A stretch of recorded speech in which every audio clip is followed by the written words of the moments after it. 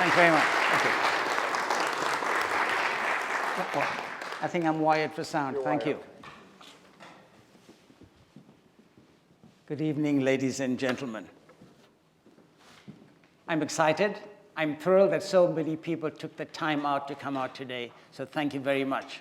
Friends, some South Africans that I didn't know before, so I'm glad you're here, compatriots, and friends from Canada. Good evening. Thank you, Dr. Capucci. My thanks to the Human Resources Group for the invitation to speak tonight.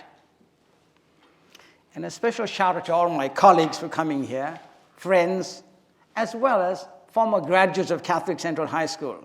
And I got to say up front, a very special mention to my tech support team, Daniel Rojas, with your permission, a refugee from Colombia, Simon Hawir from Iraq.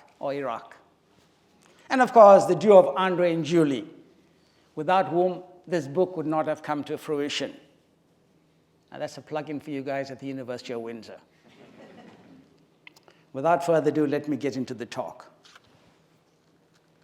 And I don't want to make any apologies, but if I do start using words like whites, Cape Coloreds, Malay, Griqua, Chinese, other Asian, other colored, I'm not trying to be provocative, but that's the place I grew up in South Africa, and that was the term that we used.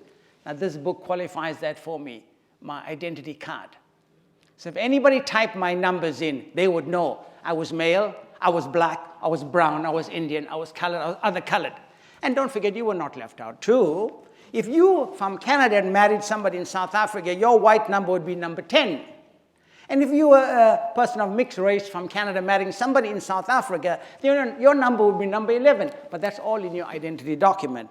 And today I laughed and told the ladies, sometimes you'd have to buy something in a shop, and they'd say, where's your husband? What do you mean, where's my husband? I'm not married. But somebody would have taken a few, what's it called? Flip-flops or side money or fold-ups and married you electronically. That's another story. Let's get into the talk, ladies and gentlemen. My journey to Canada out of Africa.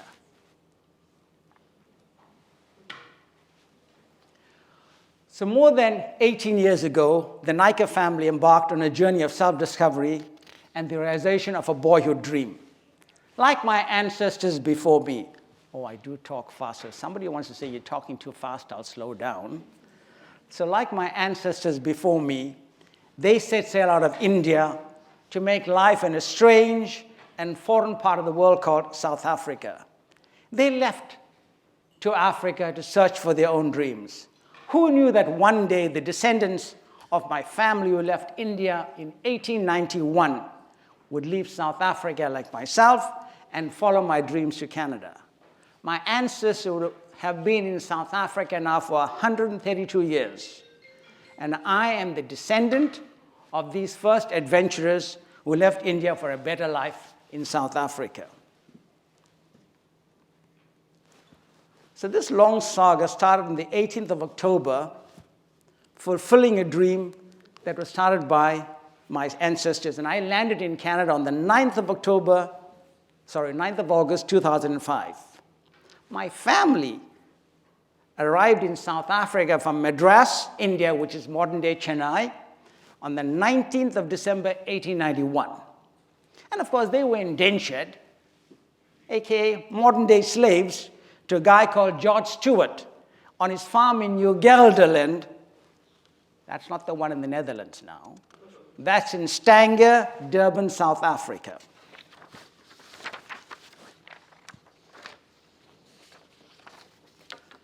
Of course, it's with a heavy heart that I'm reminded that many of my family members wished us well the night we departed from Cape Town, DF Milan Airport. It wasn't called Cape Town International then, I think, love, DF Milan. And DF Milan was one of the fathers of apartheid in South Africa. And of course, these guys got buildings and airports named after them.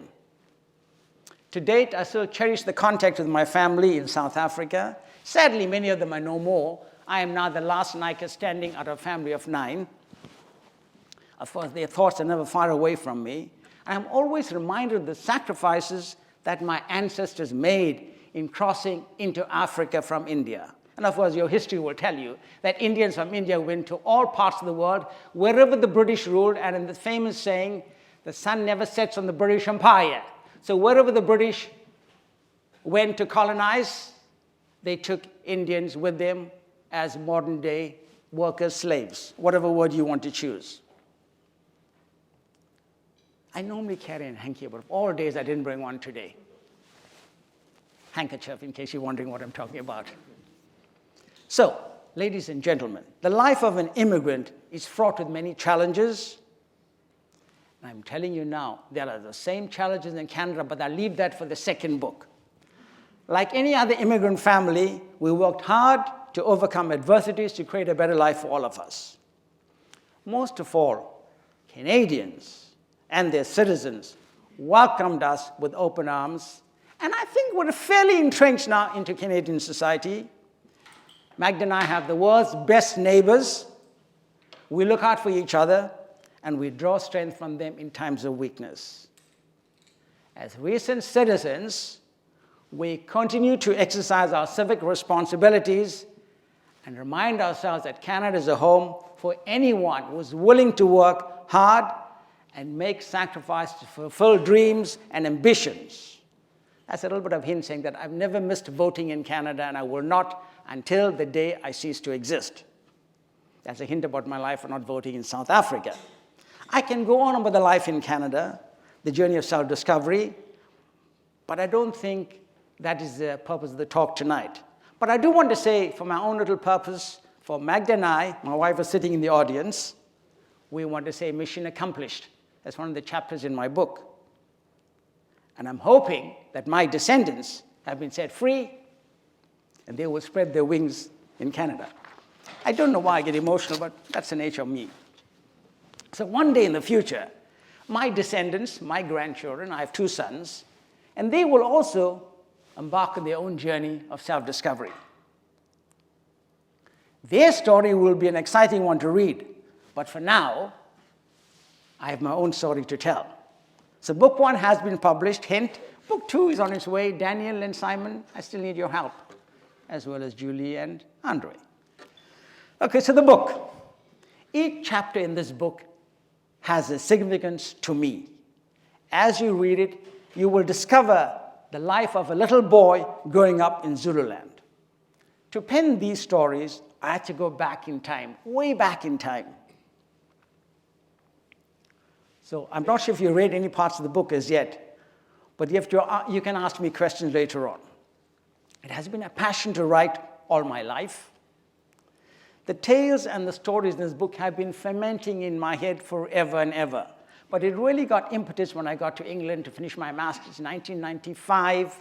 And I met a few authors who said, listen, don't give away your story, don't give away your title, because you cannot claim academic integrity if you give that away. And I didn't. And of course, the really reason I started writing, I was turning 60 a couple of years ago.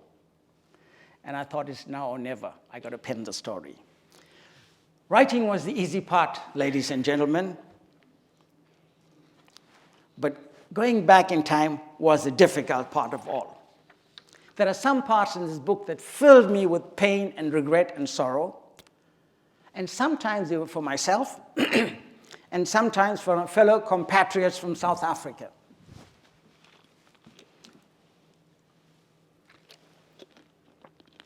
I grew up during a time of struggle for freedom. The devastation and social engineering of apartheid, whichever word you use, was a fabric of my life.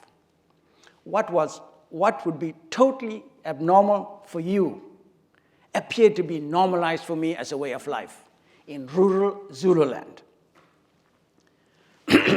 As an adult, you learn with anger how masterful the architects of apartheid were. Can you imagine a boy of 12 or 13 seeing nothing wrong with having a separate school for Indians, separate school for Africans, separate school for coloreds, segregated beaches and facilities? It is only through the eyes of my adult siblings who taught me that these were the wrongs in our society. Okay, let me be a little more specific.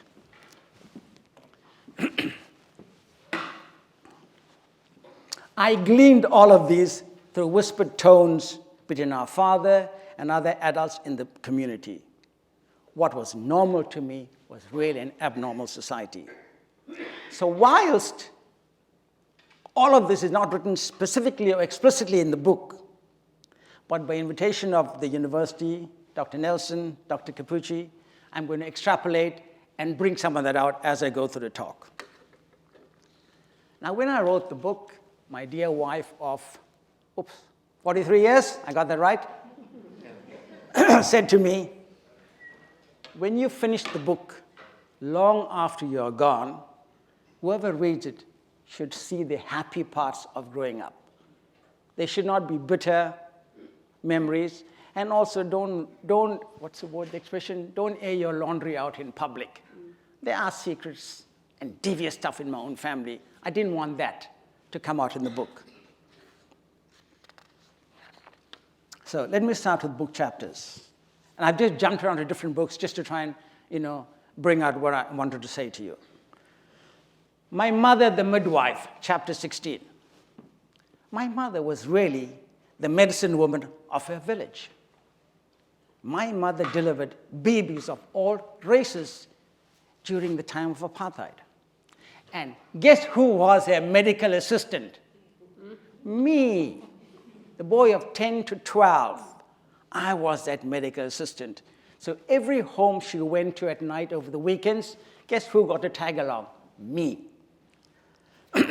But one of the things that I want to bring out in this book is my mother was a woman wise beyond her years. But as a boy of 13, I thought, oh my God, what is this silly woman doing?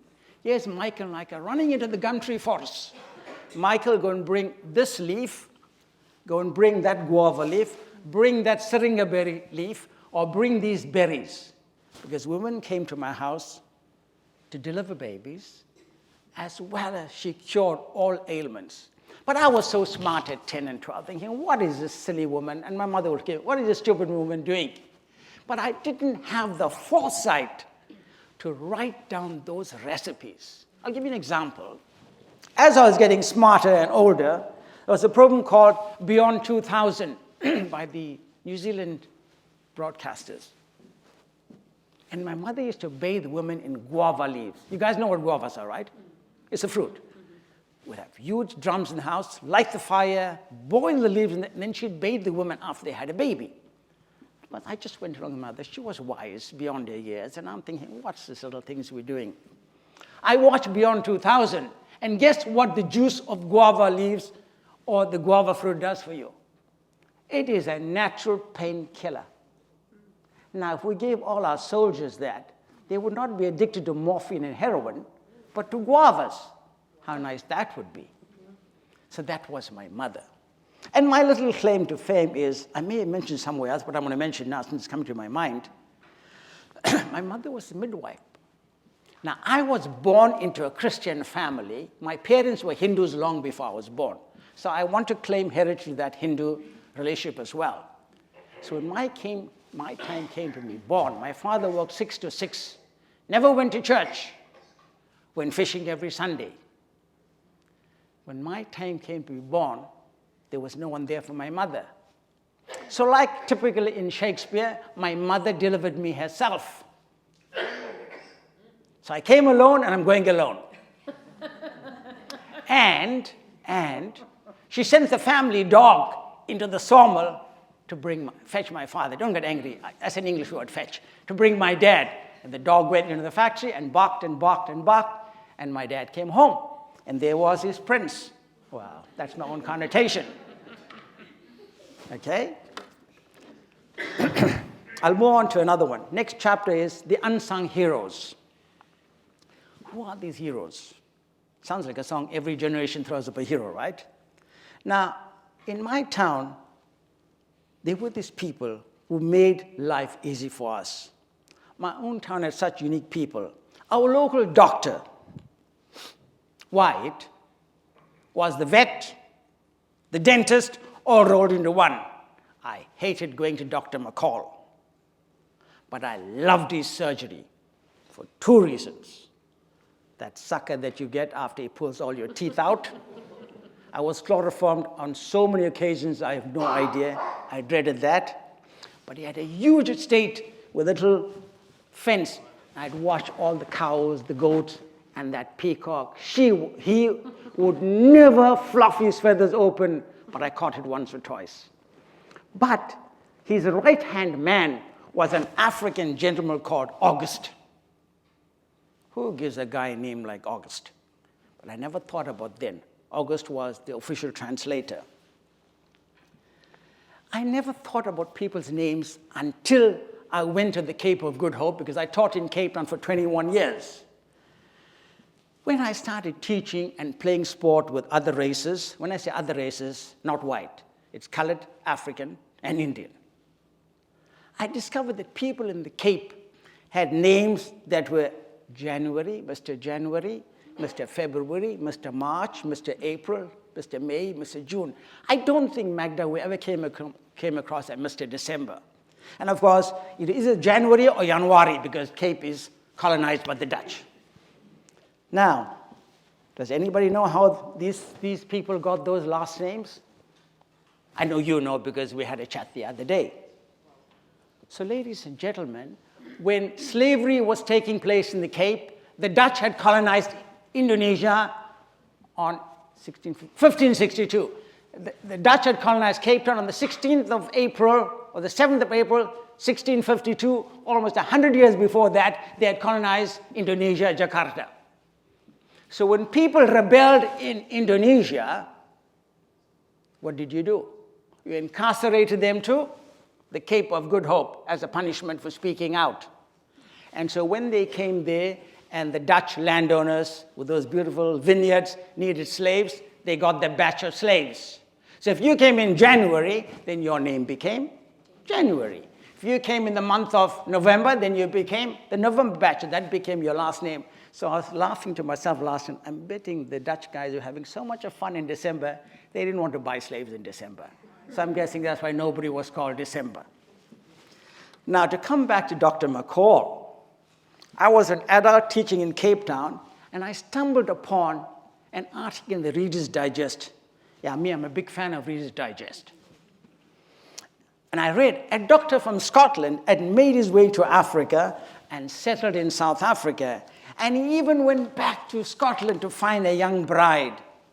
Imagine my surprise when I discovered that my Dr. McCall, well, our Dr. McCall, was in the Digest. I called my brothers, who have long departed, Freddie, Sonny, can you believe Dr. McCall has written a story about his life? In fact, I think his wife wrote it.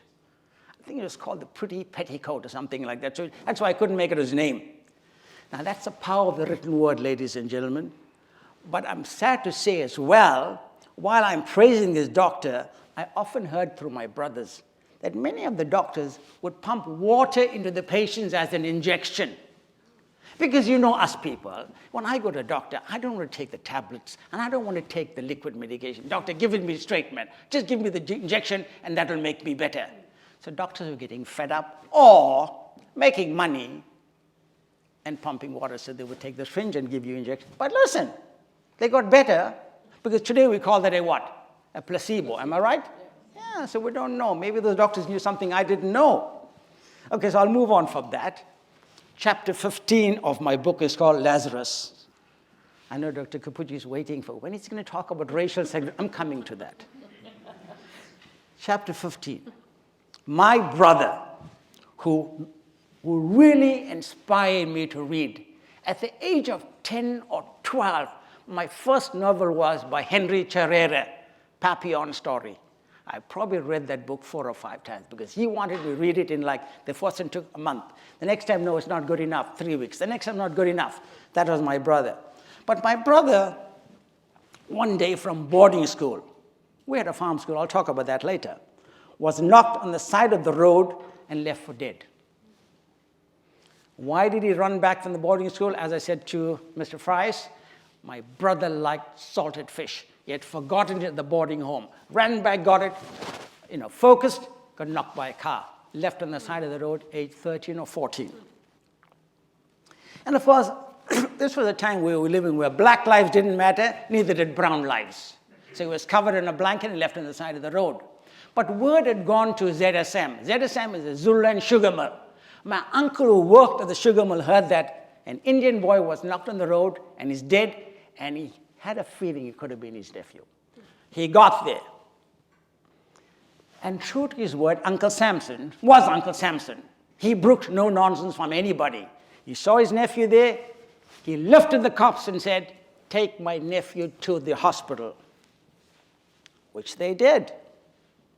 Word got us on the farm at the sawmill that Sonny was in an accident. We were a family impoverished. There's no cars. So my mother was well known. Within a few hours, she had arranged for transport. We got to the hospital at, I think it's called, well, we just called it the hospital in Mpangeni, but it's called in Gualazana. We got to the hospital, and I can still remember that day walking down, I'm this tall, right? My mother's walking fast, and I'm running behind her. I can still remember the day running into the hospital, down that concrete pathway, and my mother is looking for her son. When she got there was no word about Sonny. Am I okay? And then my mother, well, I'm the son of a servant, ladies and gentlemen. My mother worked for white folks, Dutch, French, British. She did the ironing, the washing, domestic worker. When my mother got there, she started speaking in the local native language, which is isiZulu. And of course, she was really upset. She was rattling these nurses. And then my brother on a gurney let out this little squeal. Oh my God, he had hair. Well, unlike me.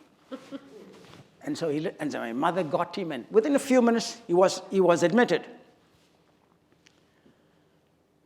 Now, this was a local hospital not equipped to repair a mangled and broken body. But history was made during the height of apartheid. A local white farmer used his private aeroplane, not a jet, a private aeroplane, a Cessna, to do a mercy flight and take my brother to King Edward VIII Hospital in Durban. After the surgery, my brother survived. Metal rods and plates in his body. In fact, when we cremated him last December, the only thing really left in his body was those metal rods that we cast into the ocean.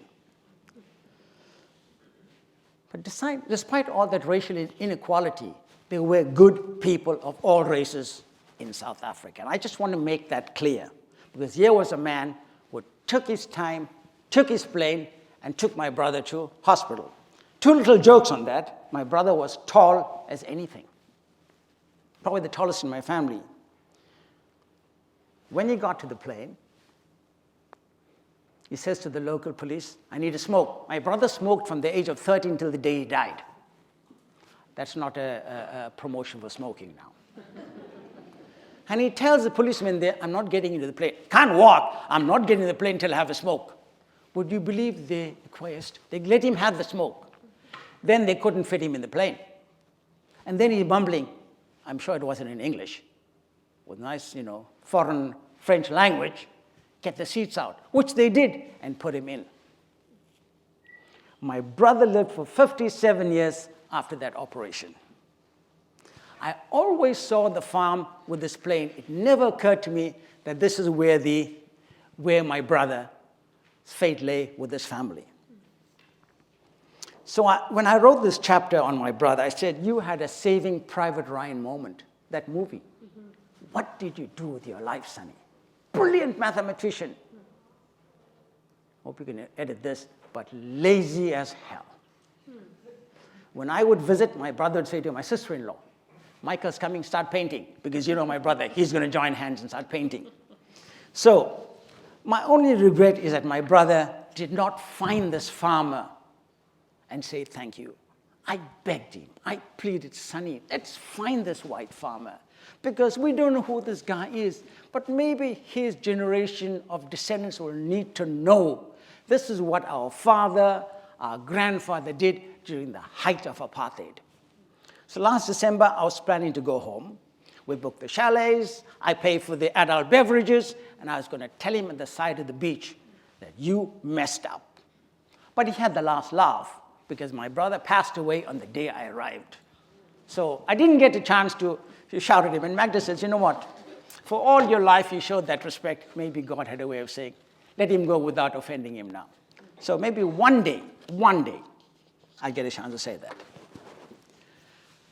Chapter 21 of my book talks about racial segregation and apartheid.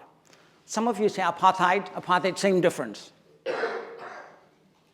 All of my readers, when you read in between the lines, you will discover that I grew up during the dark days of apartheid. Every member of the community was subject to the rule of land. And I tell the story through the eyes of a boy, 10 to 13. Now, the winds of change were coming to South Africa. Colonies all over Africa were gaining independence and getting rid of the yoke of British rule. So the South African authorities knew that they would have to give up rule. There was a time where Prime Minister P.W. Botha, die-hard right-winger, had seen the writing on the wall. And then the papers were starting to make announcements that there's going to be a huge National Party conference, and P.W. Botha made this statement, tonight or that Friday they will cross the Rubicon. And so everybody's excited because, listen, something is going to happen in this country that's going to liberate people. Came that night, no crossing the Rubicon speech took place. Years later, we discovered that the army, the Afrikaner general, said to him, if you release this country into the hands of blacks, we will stage a coup. We will not support the white government. And so that just never happened.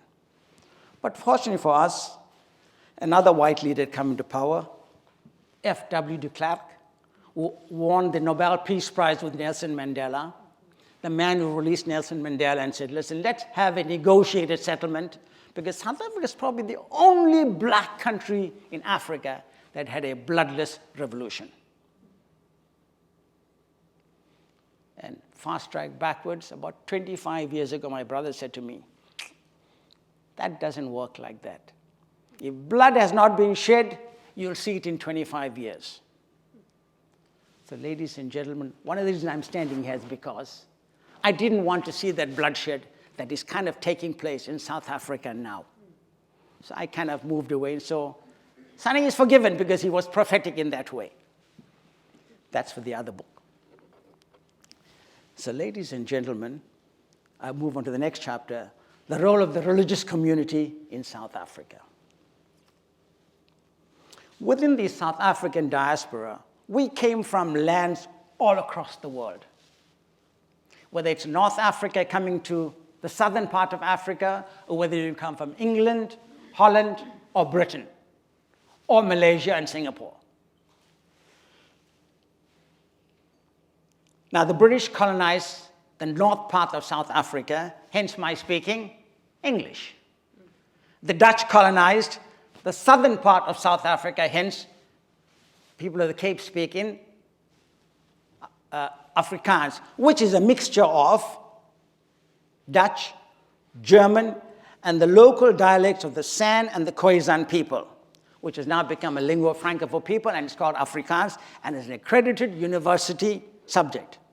Now, in the non-political world, the Khoisan and the San people are called Bushmen, which is pretty derogatory today, and Hottentots. So today, when you're really offending somebody in the Cape, you call them a Bushman or Hottentot, you're probably going to get slapped. Now, the good thing about the San people and the Khoisan people, the South African government exploited them.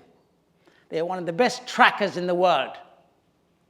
So when South Africa was trying to colonize Southwest Africa, which is a German colony, by the way, one of the very few in Africa, which is today called Namibia, they would use these Khoisan people, the San people, as their trackers, and they call them Askari. They were the war's expert. And you know, South Africa was trying to,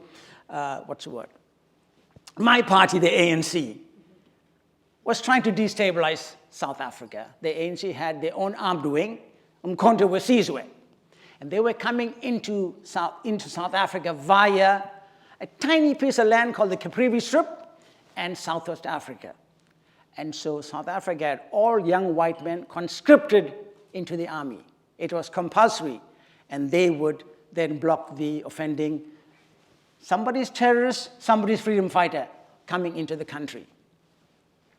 And so lots of atrocities were created because of that. But let me get to the point that Dr. Capucci is really interested in. What was the role of the church in the liberation of the people of South Africa? Most churches in Natal, the province I came from,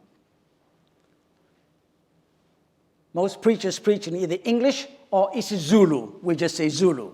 My Zulu is pretty rusty now. And Zulu was not compulsory like it was, like as an option in modern-day South Africa.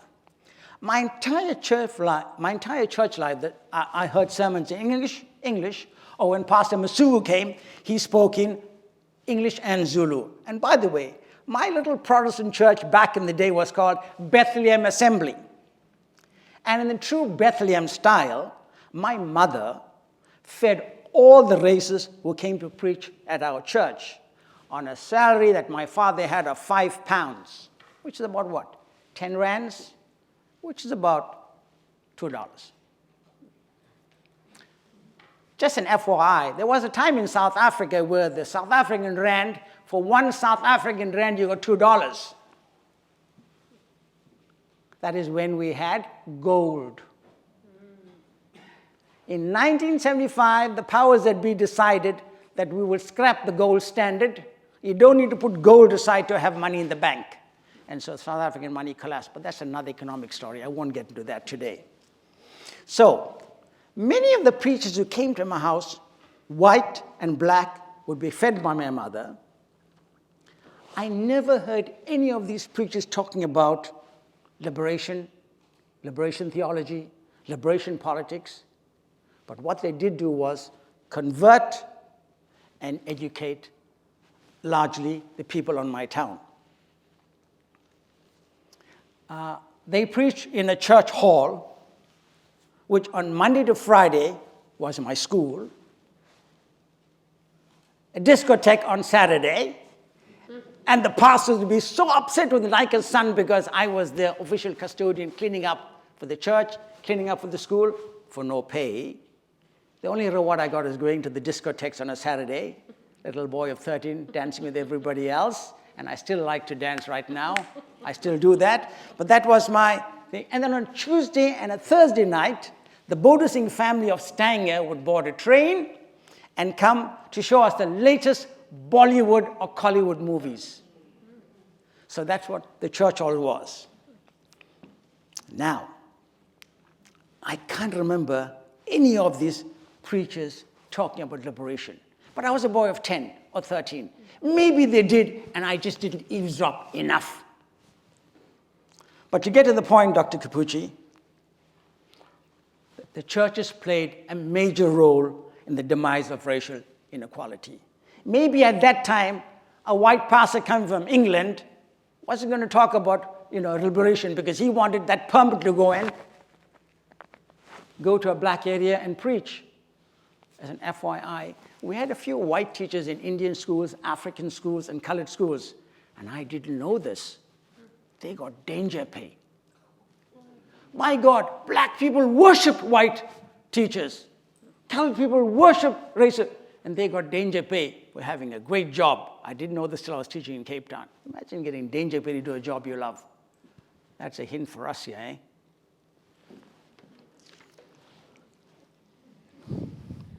So, growing up in Zululand, I'm sure every priest or pastor saw the racial division. But I do know that as I grew up, there were many priests from Catholic churches, Anglican churches, and any other church. And to be fair, the imams from the mosques, as well as the Hindu pundits, started speaking out. I know Pastor Rowlands, a British guy from England, was the guy that probably single-handedly was responsible for the conversion of the entire Indian sector in South Africa into the Protestant churches. But at my rural house, I did not hear that. In fact, Pastor Rowlands stayed in a black person's house. He stayed in my house. Nobody arrested him. My brothers even stayed in his house in Durban. But this was the 1960s. And while as a boy, I would hear my brothers talking about the Mau Mau, taking over Kenya. My brothers were literate. And I'm sure they were repeating what they heard from their white bosses. But I want to share a story with you. I'm a little boy playing, and my toys were bricks, by the way. The little bricks rebuilt houses were my lorries and trucks. And I'd hear my brothers saying, and I'm going to say it just like they said it, right? These blacks want to run the country. They can't fire a gun. These blacks want to run a country. They can't set a bomb. And that's the power of propaganda, ladies and gentlemen. And I was growing up in this era because the Mau Mau were attached to freedom and communism. But as I grew up, I was just concerned about that. But I believed that up to a long while. And when I get to the TRC, I'll reveal why that was propaganda. Now, ladies and gentlemen, just to make things very clear, my parents were Hindus before I was born. And there's a sad story why they became Christians. But I want to tell you something. When the first missionaries came into my village, my father was a chief pundit, the most learned man in my village because he could read and write in the vernacular. My father never went to English school. My father was the eldest of 13 children. Girls didn't go to school. My father went to school once in 7 days. So Munsami was his name. You go to school today. The rest of you, the 6, work on the farm. Tomorrow you go to school, the other, and that's why my father never went to school. But he was the most learned man in my village in the vernacular. And when my sister became ill, that is a sad story which you read for yourself in the book. After years of chasing away the missionaries, guess who gave his heart to the Lord? Mr. Naicker.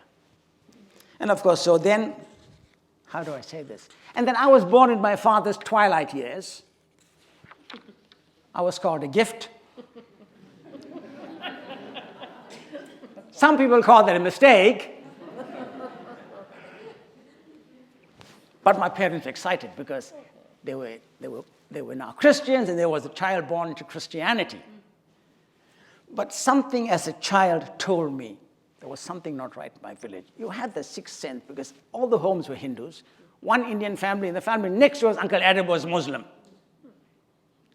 And my father was the world's best peacemaker. But every home I went to, I could just feel in my heart we were not liked. Children know that, right?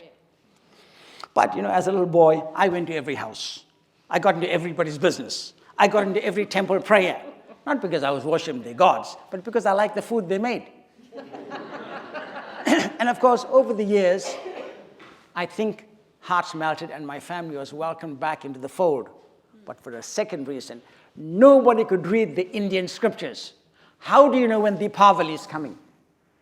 Festival of Lights. How do you know when Eid al-Fitr is coming? Uncle Adam is the only one that can read, and my father reads Tamil. So slowly we got back. But let me get back to the role of the church. I could never fathom how, some people went to churches that spoke in Afrikaans, because when I got to Cape Town, my wife and I were looking for Catholic churches. Couldn't find one that spoke in English. Every church I went to spoke in Afrikaans. So there was a church that was established by the government in South Africa called the Dutch Reformed Church. No Reformation in that church. It was called the Nederlandse Gereformde Kerk. It was anything but Reformation. It practiced and preached segregation and apartheid. I recall hearing in late in life when black ministers were members of this church because they spoke their language. When they were invited to speak in the Dutch NGK church, and they were black, they were uninvited. When people went to the NGK church and you were a person of color, then you sat on this side or you sat on that side. You couldn't associate with the white folks. So I always thought, but why would people accept that church? But if we think about it, in Cape Town they speak Afrikaans, so people joined the church. But it was anything but a reformed church. And this was a church that was a propaganda machine of the National Party in South Africa. Now, I'm not trying to be a Baptist minister at this talk, but ladies and gentlemen, you must understand that the church can be an instrument of evil in some parts of the world. And I make no apology for that. We know in the Rwanda crisis what the churches did. We know what they did in South Africa. And I'll give you an example. I don't have the exact scripture. Help me, Brother Jeff. You know, when you hear in the scripture, your body belongs to your master. That doesn't mean that the farm owner takes advantage of the women. But if you do that scripture literally, that's what they were preaching. So we abuse the church in that respect. But I think, ladies and gentlemen, the churches in South Africa redeemed themselves. They redeemed themselves.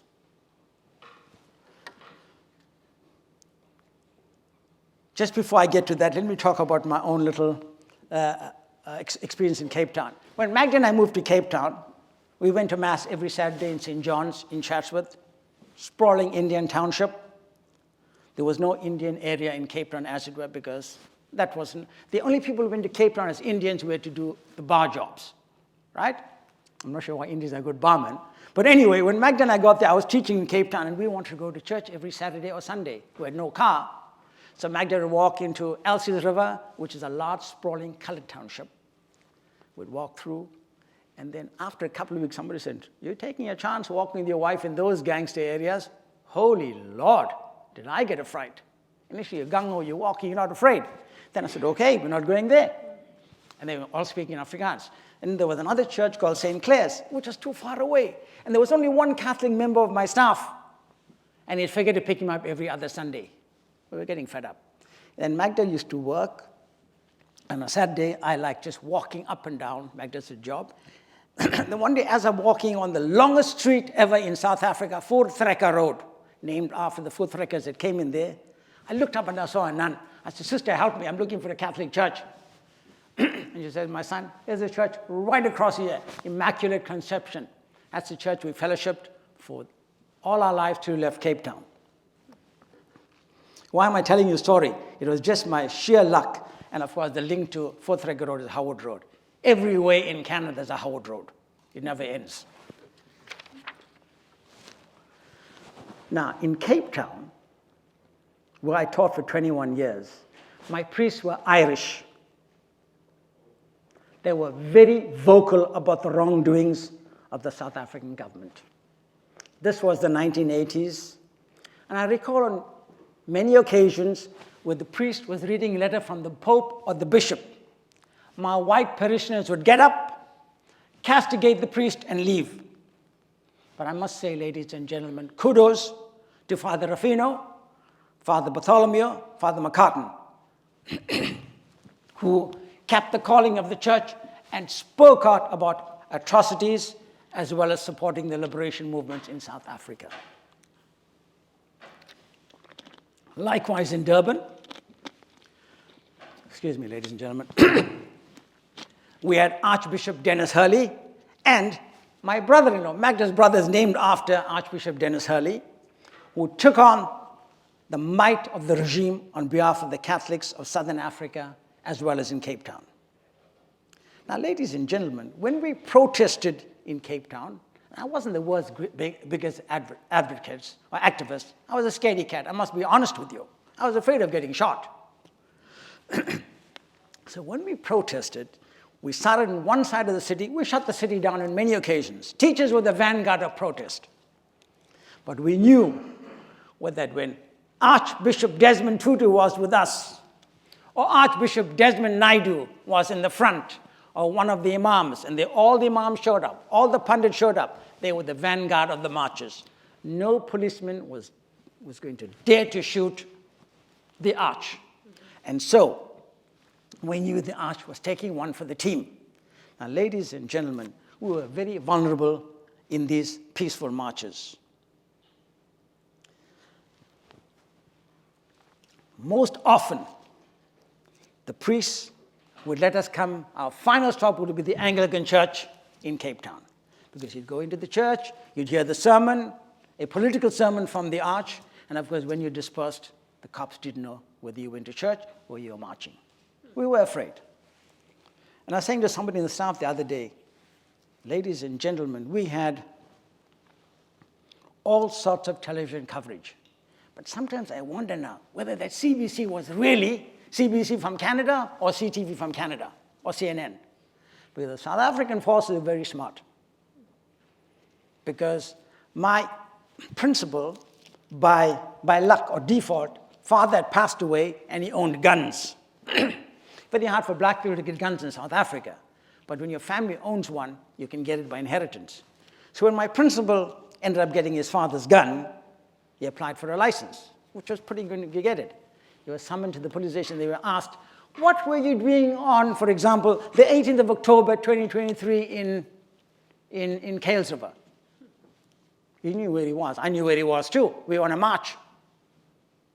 So our South African, what do you call them, Caspers, Rattles, those army trucks, all had cameras. And the water cannons had dyes. So when they shot you with a water cannon, you couldn't have a bath and walk out in the street the next day because that blue ink was still on you. So you couldn't say I was not on a march. So ladies and gentlemen, our clergy, our imams, our pundits played an important role. But something also happened during these marches, and it happens today. Most of the time, some of the marches end up with looting and breaking of things. And I don't think we wanted to do that. But then I came to understand that sometimes governments plant agent provocateurs in your midst. Mm-hmm.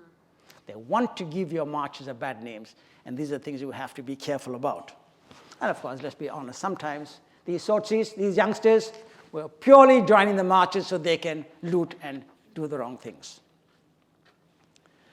Now, ladies and gentlemen, I want to talk about Archbishop Desmond Tutu, who later became the chairperson of the Truth and Reconciliation Commission. He would take on the might of the South African government, and he made no bones about telling them what you're doing is wrong.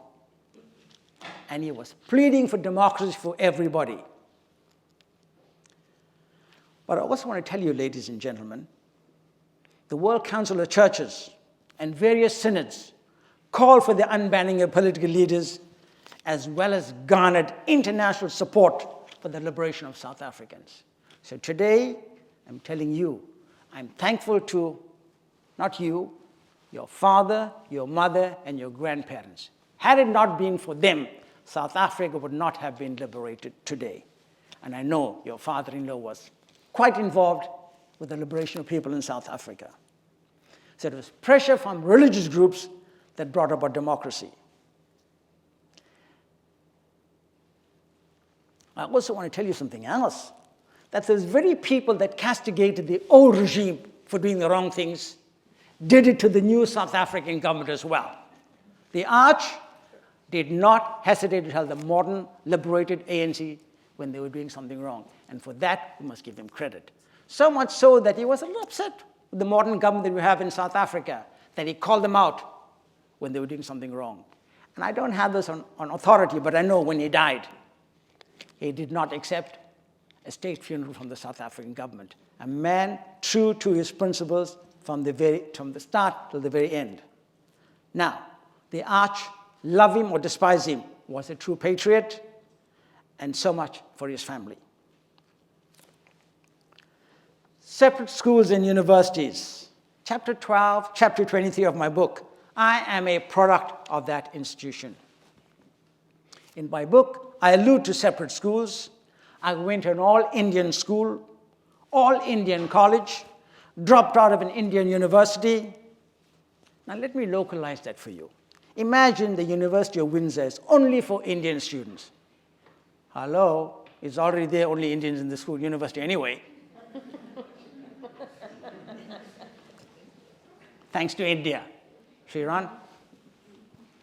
Now, what about the whites and other races? Can you imagine St. Clair College University is only for whites?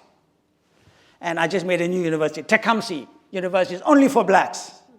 And there's Assumption University, Dr. Kipuchi said, that ain't going to happen here. I'm admitting anybody of any race. But there's a catch. The government will say, how many students do you have? 500? Fund yourself. So that is what happened in South Africa as democracy was coming. People saw the writing on the wall. So if you're a black university, full funding. But they take a non-person of a different race, then you pay for their own funding. So Dr. Kipuchi, that's what happens. So in my writing I wrote, if assumption was only for indigenous people, then if you took anybody from another race, you would have to find the money for that. And guess who you'd make pay for that? Us. I couldn't help that one. or increase financial fees for students. Ladies and gentlemen, I have a lot of pages to go through, so I'm going to race. And the same for schools. I went to an all-Indian school. And then, of course, I went to teach in Cape Town. And then one day, my liberal views got unstuck. I was a stockmaster of my school. That means every pencil, every axe, chopper, drill bit, anything in my school, I ordered, went through my hands. And my God, I didn't have a computer those days. It hadn't come yet. I'd write that, 25, 30 pages by hand, make a mistake, and my principal, what a disciplinarian. Go and write it again. I can't have a single error. So we had a school of 1,200 students, and we were a Cinderella school sitting nestled amongst colored township, whites on the far side of the world, and Africans on the other side. And we were teaching Indian kids. And one morning, my principal says to me, Michael, well, he called me Mr. Naicker all my life. Called to the office. Remember, when your principal called you those days, you walked up very quick, and you took your coat too. You didn't walk without a coat and a tie. Thanks, Amy. So the realtors came and said, I have a boy in the school that wants to come here. His mother is a servant of Dr. Singh. Not that Dr. Singh now. Okay? And what are you going to do? I am the son of a servant. And there's a little colored boy standing in front of me, Russell Clutie. Do I say no or do I say yes? In a split second, I said yes. But you know what that means. Now I'm bucking the system. So when you give the stats every year, how many colored children do you have? None. I lied because I didn't want to get into trouble, but I also try to do the right thing, so I think God will forgive me on that one. But today, where's my Russell? Russell today is a graduate and is the buyer of a major shopping retail company in South Africa. I lost contact, but on Facebook, you find anybody. So I wrote, where is Russell today? Oh my God, a few of my students, who are now doctors in Canada, by the way, said, we know Russell is alive and well. So I get his WhatsApp number and I call him. And then he says, hello, is that you, Mr. Naicker? I said, yeah, that's me. And then his wife says, catfish. What the hell is catfish? Anyone knows what catfish is? I said, Russell, what is catfish? He said, my wife thinks it's a scam. I said, Russell, I don't want your money. I just want your time. I just want to say hi. And I just want to say, this is what I did 40 years ago. He said, oh my God, Mr. Naicker. So you smuggled me into school? I said, yes, I did. So today, you can go to any school in South Africa of your choice. But the funny thing is, because of social engineering, why would a student living right in downtown go to Chatham for a school that's got that? So he goes to school next door. So schools are still predominantly by race until sometimes that will change. What I'm trying to say is, ladies and gentlemen, I was forced to live or buy a house in an Indian area in South Africa, but that's the way it worked. You couldn't go. But by the time I wanted to buy a house in the Indian area, there was no house to buy, supply and demand. So then we had an area called Paro Valley, which is now called a gray area. Oh my God, my white compatriots were making a killing because we wanted their houses and they were selling the house for a fortune. Of course, we bought it. But my best and most humiliating experience was moving into this white area. What's called gray. So the white guy was selling me the house. I was going to ask the neighbors, there's an Indian guy coming, do you have an objection? There's a colored guy coming, you have an objection? It was that kind of, so I bought the house. And for all my sins, we got a beautiful little mongrel from one of Magda's friends. Male dog. At the end of the street lived a army general who had the most beautiful little pooch. Sexy as hell, my dog thinks. My house is fenced right around. 6 feet, 7 feet, love. We called him Lobo. I come from work, Lobo is there at the front door. So I wasn't in politics then, eh? The local police, what do you call them? The animal police come to my house. Hey, Memoir, the dog is at the neighbor's house. They're going to shoot it. Of course they're going to shoot it. It's an army general. I know that. So I bring my dog in. Next day I come, the dog is there. And where's his pooch? She's parading on the window. safe, so is my dog in trouble. She's on that big bay window. So I chained Lobo up. I come home the next day. No, before I chained him, I locked the gate. I come home the next day where you put your hand over there. Lobo had chewed the entire gate and gone for the dog. And he's back there again. Oh my God. I said, I'll fix you up, Lobo. I will chain you up. I've never chained my dogs. I come home the next day. Where the hell is Lobo? Hanging on the fence, still on the chain.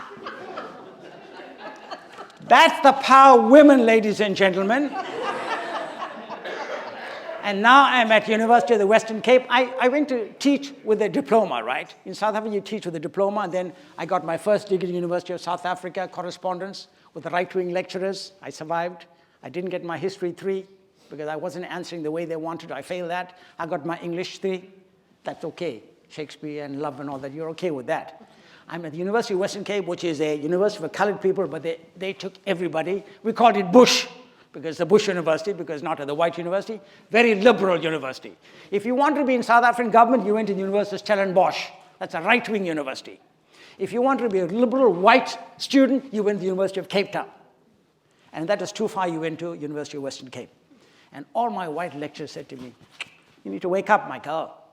They're not coming for the dog, these white folks. They're coming for you, because you dared to buck the system and go and live in a white area. And that's the price you're going to pay for it. But Lobo didn't stop there. So one day he runs to the other neighbor's house. I won't get into domestic issues, because all of them left their wives by the time I left their district. We're still married. So the one day Lobo got there, and I think he got into the house and grabbed a chop. And that evening, I could see the neighbor coming to me with a gun in his hand. I'm thinking, oh my God, today is my day. But I said, this is my house, this is my yard, I bought this property. I stood on my stoop, which is a little veranda outside, and he came there. Meneer, you know your dog is in my yard. I said, I'm so sorry. And of course, as he's coming, I can see this gun in his hand. I'm thinking, oh boy. But you know what? He stood, we spoke like gentlemen. Thank God for me. His wife left him. He left the street. I was safe. So ladies and gentlemen, separate amenities. And in chapter 20, I talk of chocolate sundaes. So if you thought the schooling system was wacky in my country, then let me share something about fishing, which is my first love. If you want my attention, you talk about the ocean and salt water, you got me. So I loved fishing. I refer to Cape Vidal, which is the white name for everybody. The same beach was called Mapalan on the right-hand side for black people. This is the place where I nearly died in the quicksand when I lost track of the ocean.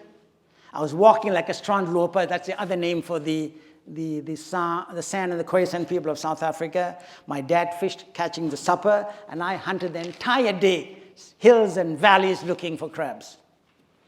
During the height of apartheid in South Africa, our beaches were classified by race. God gave us these beaches. We even call it the Indian Ocean. But there was a white beach, there's a beach for non-whites. And just guess, in true apartheid fashion, the amenities at the white beaches were par second to none. White beaches have nothing but bush, so you relieve yourself in the bush, not in these amenities. But I want to talk about St. Lucia, not the one in the Caribbean. This is in South Africa. To get to the beach, we would be ferried across the river on a little motorboat. Go across, and then you fish on the other side. And then all your white counterparts are on the estuary fishing from that side towards you, and I'm fishing on this side. And we used to get so upset when the lines will get tangled. But guess what? Who caught the most fish? We on the other side. But the sad part is that they had control over us. Because after you caught your fish and you came back on the ferry, the Natal Parks boat was waiting for you. Sammy, well, all our names are Sammy and Mary, at sometimes. We had no identity. How many fish do you have? Okay, and some of us were greedy fishermen. You know, we catch more than we need, and you get caught. But that's the kind of control. Yet all my fellow white compatriots, I'm just trying to be very politically correct now, were fishing from their Land Rovers, their buckies, and the special bank loans that were at very minimal rate. and they could jump in the car and go home. So ladies and gentlemen, that is even separate development on the beaches. Now, on many occasions, my father would get caught by the Parks Board for using illegal baits, because everything had a license, whether you were fishing with crayfish, whether you were fishing with sea lice, whether you were fishing with crabs. And my poor father, I said to you, loved fishing. Christian, convert, but never went to church. My mother went straight to heaven because she prayed. And the day it rained where you couldn't see your face, my father went to church. So I always say, my mother prayed so hard, and I went fishing with him every Sunday. And quite often, my father would be arrested by the police because he had crayfish, because that was not what we ate. We didn't eat crabs. I just caught them. And so, but the white people in the village who knew my father would let him go. My father had one skill. He could repair rods like nobody else. And I was a little lathe that he had. So as he spun the rod to put the rings in, because God forbid you catch a fish and you lose it because of poor tackle, you're never going to give up. So my father would repair rods for all the white folks. You only ask for two things. On your next fishing trip, sir, can you take me? And a bottle of, well, we call it mainstay, equivalent of vodka. So one day, my father said to me, Michael, go to a certain white man's house, which is right across the sawmill. So when I get there, and I think I told somebody in the school the other day, it didn't occur to me. So I went there and I knocked the door. In most homes in equatorial countries, there's two doors. There's a gauze door to keep out flies and cockroaches and whatever. So I knocked on the door, and a little young blonde girl came up. And I think the father said, honey, who's at the door? And she said, pale face. And I'm thinking, this girl must be stupid. So I'm not pale in color, I'm dark. It now occurred to me what she was referring to me. Pale face at the door, and I'm thinking, stupid white girl. I'm not pale, I'm dark, can't you see that? But anyway, you get the hint that I'm saying? So, national sports and whites and non-whites. For a long time, South Africa, we didn't play with the white people. I was a prolific athlete, but only against Indian children. I won all my races, went to zonal champions, okay? I have no proof now. That's my only regret, because my house was full of sugar bowls, teacups, saucers, dinner sets. These were our gifts. I sometimes wish I had a certificate that I can show my children. Your father was a pretty good athlete. Yeah, Dad.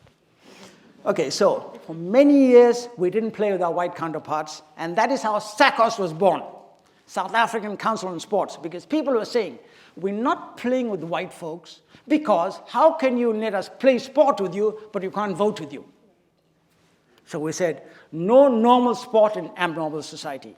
But there were gifted cricketers, gifted soccer players, gifted guys who left the country and played in other countries. And so South Africa, for many years, even the IOC, International Olympic Committee, Samuel Ramsamy, a South African, said, no, do not admit South Africa as a pariah state. By the way, pariah is an Indian word, eh?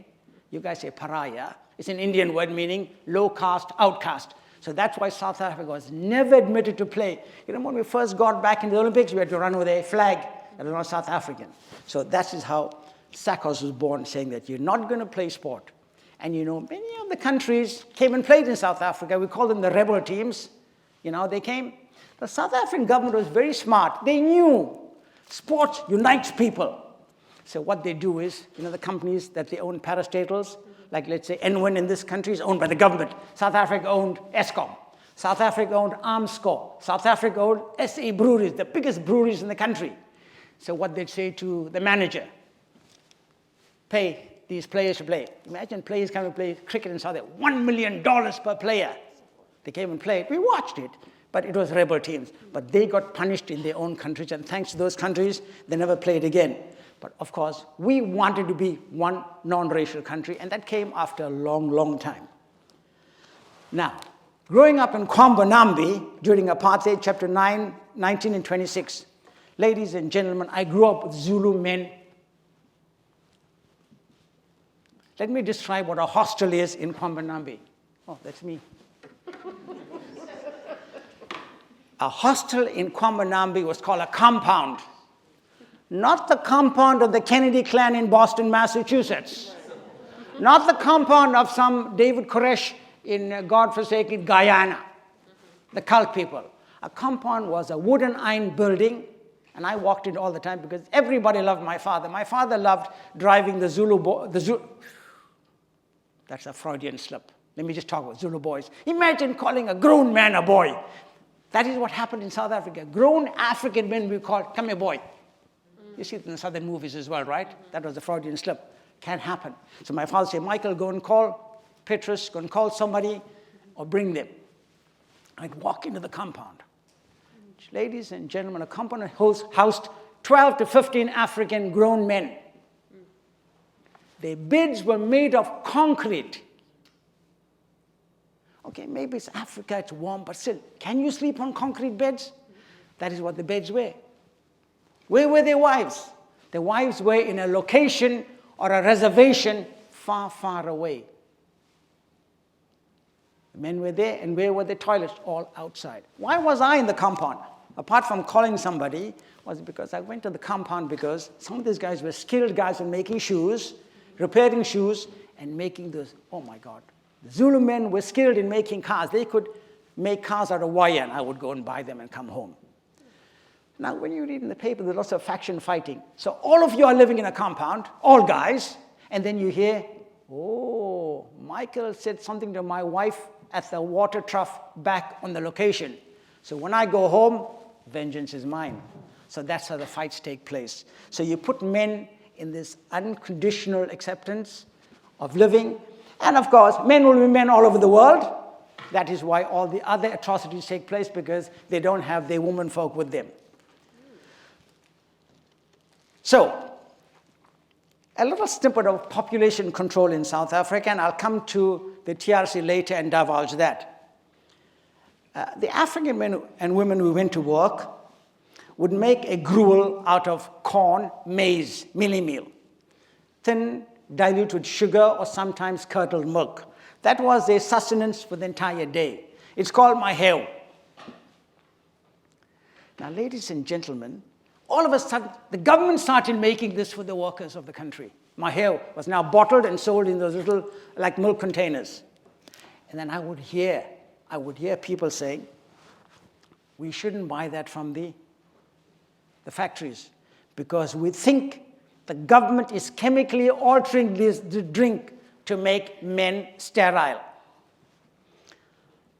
Now, these are all the shenanigans the right-wing government is up to. We had no proof. Possibly true. Ladies and gentlemen, movies at the compound. Oh, by the way, Magda and I went to the Kennedy compound many years later. No, that's not a compound. That's a luxury house or a villa. Movies in the compound. Now, chapter 25, 26. The lowly paid staff, if I'm running out of time, somebody's got to tell me. The lowly paid staff, Indian, whites, and hardly any African, would be responsible for ordering the movies that were shown in the open air in the compounds. And you know, in my day, Africans had no theater. Some of the Indian boys went and watched movies there. And my brothers who were literate would come home every now and again from work and say, can we order a movie? And I remember clearly, as if it was yesterday, sitting in my front yard and my brothers flapping through the movies to pick. And it says, for whites only, for Africans, for Indians.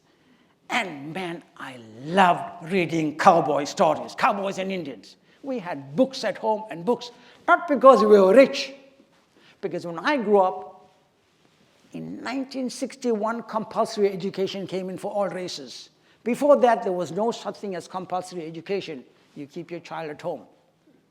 So I could read, and my brothers would want to see these movies, but it says, for whites only. So you know why, right? Can you imagine showing one of these movies where the cowboys or the Indians are beating white people? You can't show a movie like that. I can only imagine if you showed Guess Who's Coming to Dinner with Sidney Poitier and Katharine Hepburn. What would have happened? But in Botswana, a British lady married Sir Seretse Khama, You know, and Botswana is an independent country inside South Africa. Lesotho and Botswana are two independent countries inside South Africa. I don't know how that happens. But thank God, because Lesotho is where Steve Biko, and what's his buddy's name? I forget, the white guy.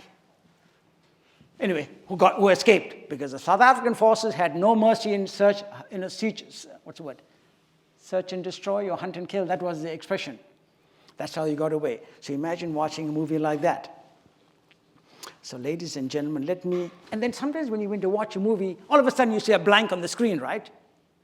And it'll say edited or censored. Now, by the way, if you went to a movie in racially divided South Africa, this would be the ground floor. So all the non-whites would sit here. In the same hall above there on the gallery would be white folks. Separate entrance for all the black people here, and a separate entrance for whites there. 5 minutes, okay.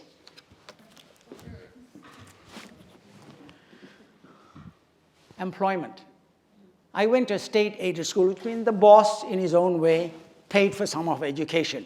But it means he had a right. He would come up on a given day and say, right, everybody stand up. Okay, you come to the office on Monday. You, Joey, come to the office on Monday. Michael now is not getting called, because the tallest would be called to the work on Monday to report for work.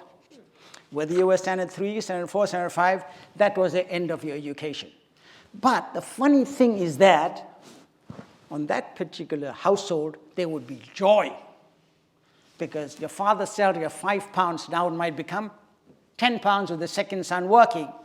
More important, everybody in the farm got rations, a bottle of oil, a bag of beans, and a bag of flour. So imagine the mother's joy, but how short-sighted that was. My saving grace, my father died while I was in school, 1974, which means we were kicked out of the farm. So we went to Durban. I stayed with my brother, and the rest is history. Now, ladies and gentlemen, I was studying in Cape Town, teacher, and we heard that Nelson Mandela, I was studying with UNISA, and I had to write an assignment on Nelson Mandela. I go to the white library because I know it's better resourced. I'd never seen Nelson Mandela in my life. I had not sat with him. Years later, I would sit with him at his feet and talk to him and get a picture by coincidence with him. I went to the library and I'm looking and I could see this. And I think she was a pretty nice lady. You know, the typical librarian lady. Hey, what are you looking for? I'm looking for a topic on Mandela. Let's go into that room there. There's a glass room. And I go through, I finally find the book on Mandela. And I get to chapter 13. It's nothing there. You know the books we have, the cotton that binds it up? I say, miss, there's nothing there.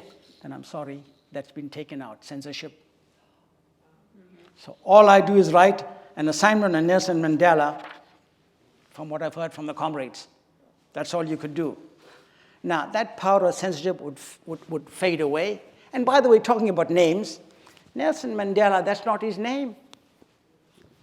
He probably went to a Moravian church, an Anglican church, and his name is Holy Slasla Mandela, comes from the Tembu tribe. So when he went to church, one of the comrades or your brother-in-law said, you look like a Nelson. So that's how he got the name Nelson. Now, I'm at 2 pages, and I don't want to rush it. But I'm going to talk about the divide and conquer system of South Africa, the tricameral system. Blacks had no right to vote. In the very early days of the Cape Coloureds had the right to vote, or the Malays, but that was removed. So in South Africa, the government said, we have too many blacks in this country. What we'll do is get Indians a right to vote. We'll get all the Bantustans. We'll make independent homelands in South Africa and give them prime ministers, education ministers, and they can vote. South Africa is trying to minimize the number of black voters because the Windsor change is coming. There's going to be one man, one vote, one woman, one vote. And so they hatched that plan. At one time in South Africa, we had 21 education ministers with one national minister of education. So you can make all the decisions, but the national minister governed what you did. So ladies and gentlemen, Magda and I protested. I was not going to vote for an Indian because he was Indian. I'm going to vote for the person of my choice. And the government said, if you don't vote, you're going to get fined. And I'm happy to say my wife and I said, fine us, charge us. But of course, the fine never came. I'm happy about that. I couldn't afford it either. But politics and friends make strange bedfellows. We did not want to vote for Indians. We abhorred them. I wouldn't even play cards with these people in the staff if they didn't vote the party I chose. That's how adamant and stubborn I was. Assertive, I think is the word. But after the national election, guess what my party did? The African National Congress. You know those Indian parties that contested the election, the ones I didn't like, I abhorred with all my might? Politics and friends make strange bedfellows. The ANC, my party, co-opted them because you needed the vote to control a government. Then I shouldn't lie. I need to be honest. When I was city council chairperson, horse trading, I did the same. I was chairman of a city council of 72 city councillors, 36 ANC, 38 National Party. And these are die-hard Afrikaners. When you're in a meeting and the guy says, put the question to the vote, debate stops. You vote. So the ANC came up with a tactic that you can have people across the floor every August. Oh my God. I spent hours trying to buy these people. I did. That's how I controlled the council for the last 3-4 years. And one of my tricks in council was, when I was stuck, I should do this here. So my party knew, this guy doesn't know what to do anymore. Can we have a caucus 5 minutes? And I go say, guys, what are we doing? That was a trick. I want to conclude with the TRC revelations because this is moot and it's telling. Years later, the Truth and Reconciliation Commission would be established by Nelson Mandela. Then I realized how nasty and smart the Afrikaner propaganda was. Many Indians, I won't talk other race, we loved our drugs. It was free for everybody. Mandrax, very much like your Oxycontin today, was given by doctors, but then it was banned. During the TRC, we discovered that the government had their own scientist, Walter Basson, who was making these drugs and distributing it freely into the community. When I say free, they were buying it. So they're making their side money as well. That came out in the Truth and Reconciliation Commission. So I'm thinking like, who cares about freedom and democracy when you're high and numbed? Second one, you know, I think I didn't mention this. I think I mentioned it. When I was growing up, they didn't call them terrorists, they called them saboteurs. And my brothers would talk about these blacks, they can't run a country. They can't set a landmine. They can't fire a gun. You know, the government did. They intercepted the weapons coming to us from Libya, coming to us from the PLO, coming to us from Eastern Bloc countries, and they would alter the timing device on a grenade. So you know this grenade explodes in 16 seconds. So you pull the pin and you throw. It's gone in 2. That's why they were blowing themselves up. You know that limpet mine they were setting on the trains in South Africa? They altered the mechanism. So now the paper showing, look at these guys, can't control a gun. And those guns that they were firing, that altered the pin, so it backfires on them. This came out in the TRC. And many of the parents then learned where the children were killed. One of them was, kill him, take a government helicopter, throw him over the ocean. And what did our parents do? All they said is, okay, the TRC had this condition. If you come clean, you get amnesty. If you don't come, then the investigators will charge you. Everybody came clean. And the TRC also revealed that South Africa had developed chemical and biological weapons that it was using on its people. And that's when it came out. You know, I told you my hair story. They were altering that drink with a sterility vaccine so men would become sterile. And Mahel is drunken by most African men. Today, when I went home to South Africa last year, oh my God, it's a popular drink for everybody now. Now, ladies and gentlemen, I'm going to conclude with this. The TRC became a model for 2 countries in the world. The Irish Republican Army, the IRA, and Ireland adopted it because it was a weapon, it was a model for success. The other country who adopted it is the same country that told South Africa how to control your blacks. You want to guess which country that was? Yes. I listened to Justice Sinclair on some of his road shows. When South Africa first wanted to do this thing about black people living in reservations, locations, Group Areas Act, they came to the forefathers of Canada and said, how do you control your indigenous population? Yes, we have them in reservations and locations. We make them stay there. So it's odd that after having given South Africa the recipe, the only difference, my friends, ladies and gentlemen, is Canada does not have it on your statute. This is for whites and non-whites. We may practice it, but we don't have it as a law. It's a law in South Africa.